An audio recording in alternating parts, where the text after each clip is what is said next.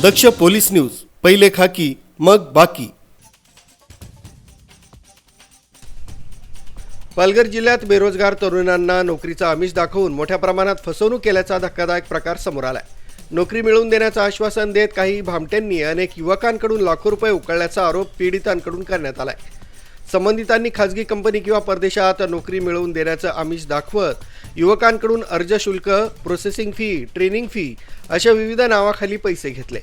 काहींना बनावट नियुक्तीपत्रे व आश्वासनं देण्यात आली आहेत। मात्र प्रत्यक्षात नोकरी न मिळाल्यानं फसवणुकीचा प्रकार उघडकीस आलाय। युवकांनी वारंवार चौकशी केल्यानंतर आरोपी टाळाटाळ करू लागले आणि कार्यालयही बंद केल्याची माहिती समोर आली आहे। देशभरातही अशा प्रकारच्या नोकरी घोटाळ्यांचं प्रमाण वाढत असल्याचं दिसून येते। अनेक प्रकरणांमध्ये बनावट नियुक्तीपत्रे देऊन किंवा सरकारी खाजगी नोकरीचा आमिष दाखवून युवकांकडून लाखो रुपये उकळल्याचे प्रकार समोर आले। या प्रकरणामुळे पालघर जिल्ह्यातील बेरोजगार तरुणांमध्ये संतापाचं वातावरण आहे। फसवणूक करणाऱ्या आरोपींवर कठोर कारवाई करून पीडितांना न्याय मिळावा अशी मागणी एका फसवणूक झालेल्या युवकानं केली आहे। ठाडा राहणार जांबगाव फुलवडला आम्ही डहाणू पोलीस स्टेशनमध्ये तक्रार दाखल केली आहे कल्पेश जाधव यांची ह्याच्याकडून जे आमचे त्यांनी पैसे घेतलेत हा रिटर्न करत नाही, त्याच्यामुळे हा आम्हाला निर्णय घ्यावा लागला।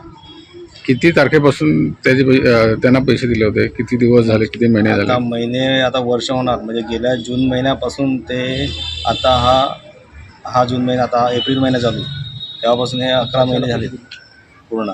ते महानगरपालिकेमध्ये गाडी लावण्यासाठी पैसे दिलेले, तेव्हापासून तो फोन उचलत पण आहे, त्याचा रिप्लाय मेसेजचा पण आहे देत काय नाही।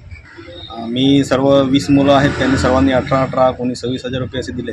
एकूण अंदाजे बघायला गेलं 4-4.5 लाख रुपये रक्कम असेल सर्व पोरांची। आता आमची मागणी एवढीच आहे की त्याचा लवकरात लवकर शोध घ्यावा, त्याला पकडावे आणि जेवढी आमची मेहनतीची जी रक्कम आहे ती आम्हाला परत करावी, त्यांनी त्याला योग्य ती शिक्षा द्यावी।